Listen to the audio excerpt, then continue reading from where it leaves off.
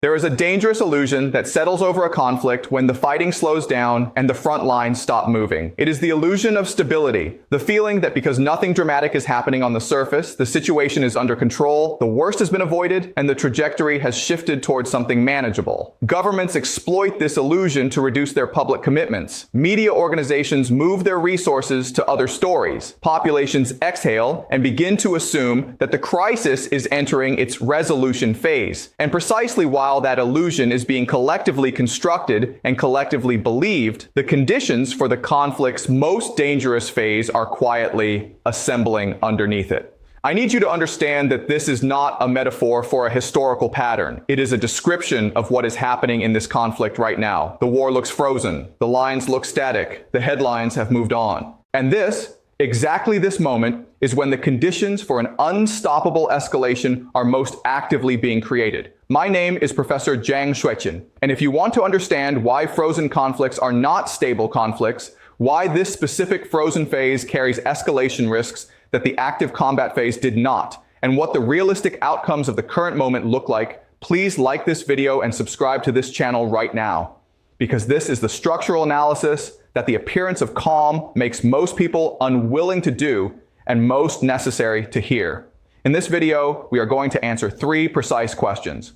Why are frozen conflicts structurally more dangerous than they appear? And what specific features of the current frozen phase make it more volatile than the active combat that preceded it? Who are the decisive actors whose decisions during this apparent calm will determine whether the conflict remains frozen, resolves, or transitions into its most dangerous phase yet? And from this point forward, what are the realistic scenarios? The path on which the frozen conflict becomes unstoppable escalation. The path on which the freeze hardens into a permanent stalemate with its own category of consequences, and the strategic wildcard that could interrupt the pattern before the most dangerous outcome activates. By the end of this video, the silence you have been hearing from this conflict will sound very different to you than it did when you pressed play. Let us begin with the context reset, because the concept of a frozen conflict is widely misunderstood in ways that create exactly the analytical complacency that makes frozen conflicts so dangerous. The conventional understanding treats a frozen conflict as a conflict in pause, a situation in which the active phase has ended, the parties have disengaged, and the situation, while unresolved, is at least no longer generating new casualties or new destruction. That understanding is wrong in a specific and consequential way.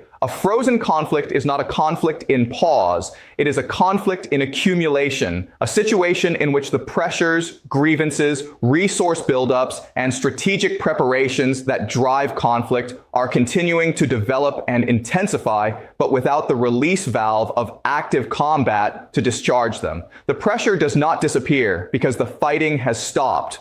It accumulates. And accumulated pressure in conflict systems, as in physical ones, does not remain accumulated indefinitely. It finds release, and the longer the accumulation phase, the more sudden and more severe the release tends to be. Here is what has literally just happened that makes the current frozen phase so structurally significant. The transition from active combat to apparent stasis has occurred not because either side has achieved its strategic objectives, not because a genuine political settlement has been reached, and not because the underlying causes of the conflict have been addressed in any meaningful way. It has occurred because the combination of military exhaustion, external pressure, and the logistical requirements of reconstitution has made continued active combat temporarily unsustainable for at least one and possibly both of the primary parties. That is an important distinction. A freeze born from strategic resolution is a stable freeze. The parties are not fighting because they have reached an outcome that each can accept. A freeze born from temporary exhaustion is an unstable freeze. The parties are not fighting because they cannot sustain the fight right now, not because they have changed their objectives or their assessment of what the fight is ultimately for. The current freeze belongs unambiguously to the second category, and that categorization determines everything about its trajectory. The prior context that makes this specific frozen phase more volatile than earlier near stasis moments in this conflict is the specific inventory of unresolved grievances, unfulfilled commitments, and accumulated strategic preparations that the active phase has generated. Every phase of active combat in a major conflict produces a set of outcomes that each party processes through the lens of its own strategic narrative. Victories that create expectations of further advance, defeats that create imperatives of future reversal, losses that create demands for eventual compensation. The active phase of this conflict has produced a rich and specific inventory of all three categories on both sides. And that inventory does not become less motivationally powerful because the fighting has temporarily stopped. It becomes more so because the freeze creates the time and the space for the accumulation of the resources and the preparations that will be deployed when the conditions for renewed combat are judged to be more favorable. The media narrative is covering the frozen phase as a diplomatic story. The negotiations, the peace proposals, the ceasefire monitoring reports, the periodic violations, and their management. Each of those stories is real and worth following. What the media narrative is not doing is covering the accumulation story. The logistics buildups, the weapons resupply operations, the alliance solidification, the economic restructuring, and the political preparation that are happening underneath the diplomatic surface, and that are the actual determinants of what the frozen phase produces. The accumulation story is invisible by design. None of the parties engaged in it has an interest in publicizing it, because publicizing it would undermine the diplomatic management of the freeze that serves each of their interests in different ways. The accumulation story is visible only to those applying the analytical framework that connects the dots across domains, military, economic, diplomatic, and informational, that the news cycle processes in isolation. That connection is what this video is designed to perform. Now let us build the power map, because the frozen phase is not a period of inactivity.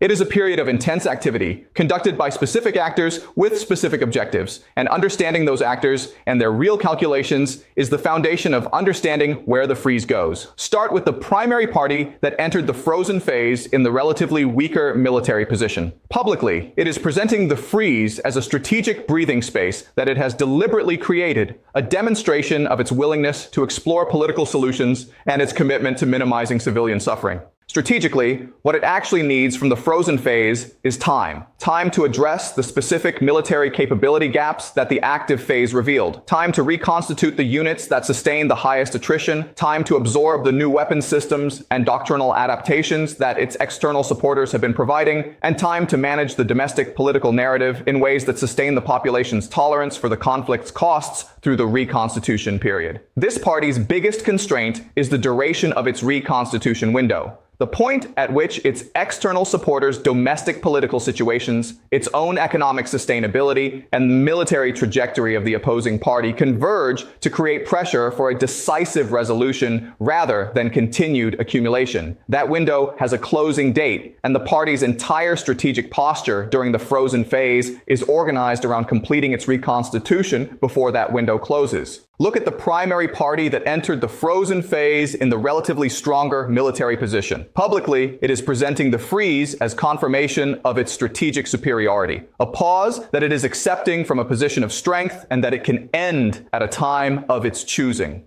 Strategically, what it actually needs from the frozen phase is more complex than that public posture suggests. It needs to consolidate the territorial and operational gains of the active phase in ways that make them defensible without requiring the continuous expenditure of resources that active combat demands. It needs to manage the domestic political pressure that comes with a freeze. The population's desire for a decisive resolution being balanced against the leadership's calculation that the time is not yet right for the decisive military operation that resolution requires. And it needs to use the diplomatic space the freeze creates to deepen the external relationships and resource flows that will sustain a renewed active phase when the strategic moment arrives. Its biggest constraint is the political management of a population that has been told the conflict is being won, but that sees the winning not yet translated into a durable outcome.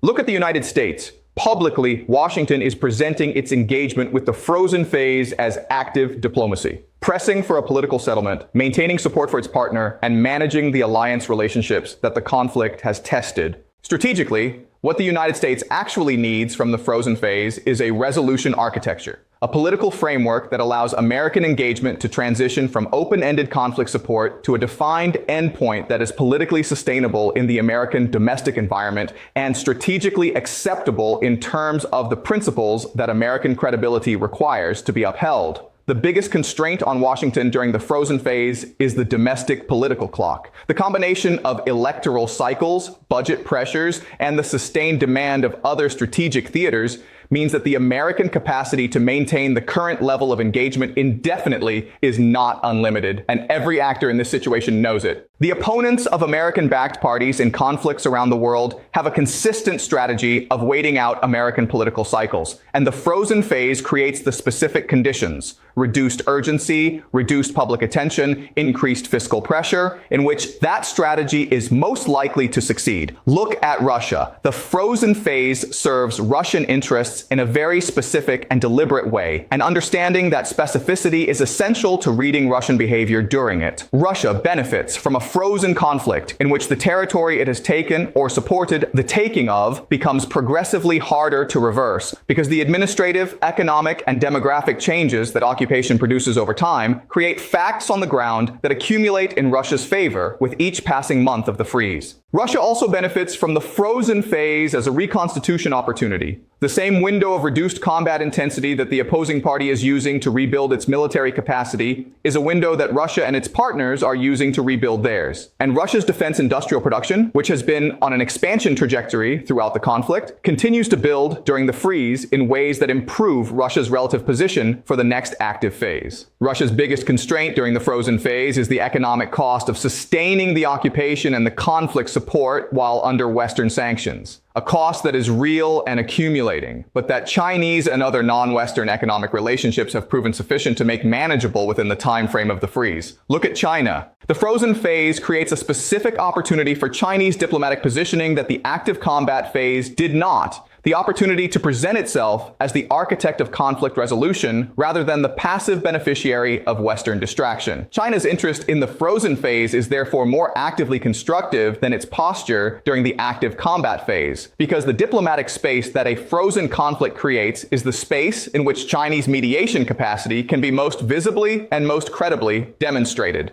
China is using the frozen phase to deepen its economic and diplomatic relationships with multiple parties in the conflict simultaneously, maintaining its economic support for Russia while expanding its commercial relationships with the European economies that are most invested in a resolution, and positioning itself as a potential guarantor of any settlement framework that the parties might ultimately accept. The strategic payoff of successful Chinese conflict resolution architecture in this frozen phase would be the consolidation of Chinese great power status in a way that every subsequent diplomatic and security challenge would reflect. Now let us turn to the structural facts, the specific verifiable realities that explain why this frozen phase carries the specific escalation risks that make it the conflict's most dangerous period yet. Structural fact number 1. The military reconstitution occurring during the frozen phase is not symmetrical, and asymmetrical reconstitution is the primary mechanism through which frozen conflicts transition into unstoppable escalation. If both sides reconstituted at the same pace and to the same level, the frozen phase would produce a military balance similar to the one that existed before the freeze, and the conflict would resume at a similar level of intensity. But reconstitution is never symmetrical. One party always reconstitutes faster, more completely, or to a higher qualitative level than the other, and the party that achieves reconstitution superiority faces a specific and time-bounded window of military advantage that creates a powerful incentive to convert that advantage into action before the opposing party completes its own reconstitution. The asymmetry of reconstitution is therefore not just a military fact. It is an escalation mechanism. It generates the specific conditions under which a party that has been absorbing a frozen conflict finds itself with both the capability and the incentive to break the freeze unilaterally at a moment of its own choosing from a position of maximum relative advantage. Structural fact number 2. The economic sustainability trajectories of the primary parties are diverging during the frozen phase in ways that create a closing window for one party and a pressurized timeline for the other. Every conflict imposes economic costs on the parties sustaining it, and those costs continue to accumulate during a frozen phase, even though the visible intensity of the conflict has reduced. The party whose economic sustainability trajectory is more adverse during the freeze faces a specific strategic logic. The combination of continued economic deterioration and the reconstitution window creates pressure to act before the economic situation becomes domestically unsustainable, which means that the timing of the escalation out of the frozen phase is being driven not purely by military readiness, but by the intersection of military readiness and economic sustainability. Understanding which party faces the more adverse economic trajectory during the current freeze and what its critical economic sustainability threshold is one of the most important analytical questions for predicting the timing and form of the conflict's next active phase. Structural fact number 3. The external support architectures on both sides of the conflict are being restructured during the frozen phase in ways that will determine the military balance of the next active phase. And the restructuring is happening faster on one side than the other. External support is not a static variable. It is a flow of resources, weapons, intelligence, and political capital that can be increased or decreased, redirected or interrupted as the strategic calculations of the supporting parties evolve. The frozen phase is the period in which the supporting parties are making the specific decisions about the level, nature, and duration of their future support that will shape the next active phase's military balance. The party whose external support architecture is being restructured more favorably during the freeze, more volume, more capability, more political durability, will enter the next active phase with a compounding advantage over the party whose support architecture is being restructured less favorably or is beginning to show signs of erosion. Structural fact number 4. The information warfare dimension of the frozen phase is more intense and more consequential than during the active combat phase, and its outcomes will significantly shape the conditions under which the next active phase is initiated. Both parties are using the reduced operational tempo of the frozen phase to invest heavily in the information narratives that will determine how the resumption of active combat is perceived by their own populations, by external supporters, and by the international community whose response to the resumption will shape its costs and consequences. The party that most successfully establishes the narrative of the freeze as a period of good faith engagement that was disrupted by the other side's aggression will have a significant advantage in managing the international response to the escalation because it will have pre-positioned the interpretive framework through which the escalation is processed. Information warfare in the frozen phase is preparation for the next kinetic phase, and it is being conducted with the same intensity and resource investment as the military reconstitution that is happening in parallel. Structural fact number 5. The frozen phase is producing a set of irreversible demographic and economic facts on the ground that make a return to the pre-conflict status quo structurally impossible, regardless of what any political settlement specifies. Population movements, economic restructuring, infrastructure investment, administrative integration, and the social and cultural changes produced by prolonged occupation and displacement are creating realities that persist beyond any formal resolution of the conflict's military and political dimensions. These irreversible facts matter for the escalation risk of the frozen phase because they create a closing window for the parties seeking to reverse them, a window defined by the rate at which the facts become more entrenched, and a stable base for the party that benefits from their consolidation. The intersection of those two timelines is one of the structural drivers of the escalation that frozen conflicts characteristically produce. From this point, 3 scenarios are possible. Let me walk through each with the precision this moment demands. Scenario A is the asymmetric breakout path, the path on which the reconstitution asymmetry, the economic sustainability pressure, and the closing window of military advantage converge to produce a unilateral decision by one party to break the freeze through a large-scale offensive operation designed not to incrementally advance the front line, but to achieve a decisive strategic rupture. This is historically the most common mechanism through which frozen conflicts become unstoppable escalations. Not through a gradual increase in intensity, but through a sudden, large-scale operation launched from a position of reconstituted military superiority at a moment when the opposing party and its external supporters are psychologically and operationally oriented toward the management of a frozen conflict rather than the response to an active one. The conditions for this scenario are present in the current frozen phase, and the specific indicators to watch are the logistical signals that precede a large-scale offensive, the forward positioning of supplies, the concentration of forces at specific axes, and the surge in reconnaissance activity that characteristically precedes the operational planning of a major offensive by 72 to 96 hours. Scenario B is the hardened stalemate path. The path on which the frozen phase extends beyond the reconstitution window of either party without producing the asymmetric advantage that scenario A requires, and in which the conflict transitions into a long-term frozen stalemate that imposes its own category of costs and consequences without producing a military resolution. This is the Korean model, A situation in which the shooting has stopped, but the war has not ended, in which the parties maintain armed confrontation along rough lines of current control, and in which the frozen conflict becomes a permanent feature of the regional security landscape for decades.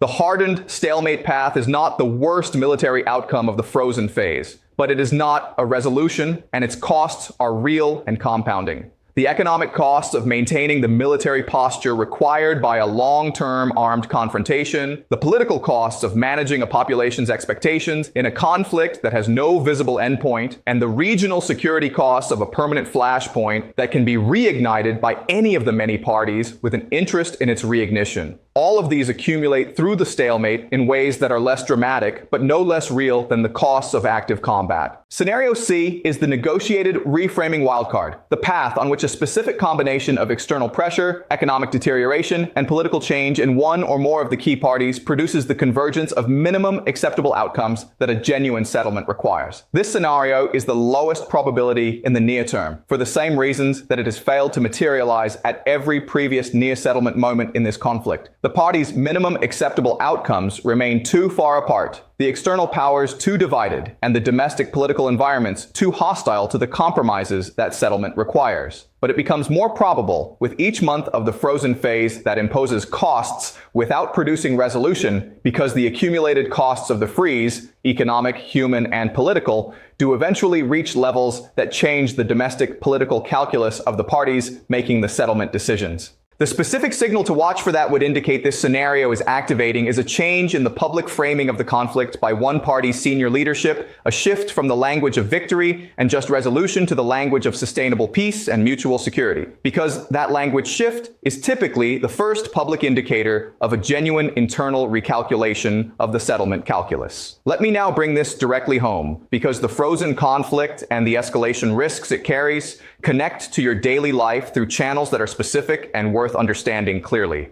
The energy and commodity channel remains the most immediate connection. A frozen conflict that transitions into a large-scale active phase through the asymmetric breakout mechanism described in scenario A would produce a commodity price response of a speed and magnitude that markets currently pricing a frozen conflict are entirely unprepared for. The gap between current commodity pricing and breakout adjusted pricing is a measure of the unrecognized financial exposure that households, businesses, and financial institutions carry in the current environment of apparent calm. The appearance of stability is itself a risk factor. It suppresses the hedging and contingency planning that the underlying structural volatility of the frozen phase warrants. The defense spending and fiscal channel represents a longer-term but structurally significant consequence that is already being felt and will intensify regardless of which scenario the frozen phase produces. Every major Western democracy has committed to defense spending increases that are restructuring public budgets in ways that compete with social investment priorities for the foreseeable future. The frozen phase does not reduce those commitments. It sustains them, because the military logic of maintaining readiness during a frozen conflict requires the same resource investment as active combat preparation. And the uncertainty of the frozen phase's trajectory makes any reduction in that investment a credible strategic risk. If you depend on public services, pay taxes, or hold views about the appropriate balance between defense and social investment in your country's public budget, the frozen conflict's fiscal implications are directly relevant to your political and economic interests. The global trade and supply chain channel is affected by the frozen conflict in ways that are less dramatic than an active combat disruption, but more persistent. The trade route disruptions, the insurance premium elevations, the supply chain rerouting costs, and the investment uncertainty that the frozen conflict sustains impose ongoing costs on the global trading system that flow through to the prices of goods and the competitiveness of businesses in every economy integrated into global supply chains. The frozen phase does not resolve these costs. It sustains them at a lower level of acute disruption, but across a longer duration. And the cumulative cost of sustained low-level disruption over months and years frequently exceeds the acute cost of a shorter, more intense disruption that resolves more quickly. The democratic governance channel, the question of how democratic political systems sustain long-term commitments through a frozen phase that reduces public urgency and increases fiscal pressure, is the most consequential long-term consequence and the one that is least visible in the current coverage. Democratic governments derive their ability to sustain costly foreign policy commitments from public support, and public support is harder to maintain for commitments associated with a frozen conflict that appears to be stable than for commitments associated with an active conflict that appears to be urgent. The frozen phase, therefore, creates the specific political conditions in which adversaries' strategies of outlasting democratic resolve are most likely to succeed. Reduced public urgency, increased fiscal pressure, and the natural human tendency to allocate attention to the most immediately visible rather than the most structurally significant. Managing that political dynamic is one of the most important and least discussed governance challenges of the current moment. My read on the current moment is this: the frozen phase is not a stable phase, and its apparent calm is actively misleading the analytical frameworks of most of the actors who need to be most accurately informed. The reconstitution asymmetry is real and developing. The economic sustainability trajectories are diverging, the external support restructuring is advancing on both sides, and the information warfare competition that is preparing the narrative ground for the next active phase is operating at full intensity beneath the surface of diplomatic activity. Short term, the critical indicators to watch are not the diplomatic developments that dominate the news cycle, but the logistical and economic signals that reveal the pace and direction of the reconstitution competition. Ammunition production rates, force rotation patterns, external support delivery volumes, and the specific content of the back-channel communication between the major external powers about the political framework that any resolution requires. Long-term, the outcome of this frozen phase will be determined by which side completes its reconstitution more effectively, which external supporters prove more durable in their commitments through the politically difficult calm of the freeze, and whether the conditions for a genuine settlement emerge from the accumulated costs of the stalemate before the asymmetric breakout mechanism activates. The war looks frozen. That appearance is the most dangerous thing about it, because it is suppressing exactly the analytical attention, the political urgency, and the resource commitment that the structural dynamics of the frozen phase require. The accumulation is real. The closing windows are real. The escalation mechanism is real. And the moment at which the frozen conflict transitions into its most dangerous phase will arrive not when the appearance of calm ends, but precisely because the appearance of calm caused the attention and the preparation that could have interrupted the transition to be withdrawn at the moment they were most needed. Do not mistake the surface for the structure. Follow the reconstitution signals. Follow the economic sustainability trajectories. Follow the external support flows. Follow the pattern, because the pattern of frozen conflicts that become unstoppable is well established in history, and this conflict is following it with a fidelity that the current coverage is almost entirely failing to reflect.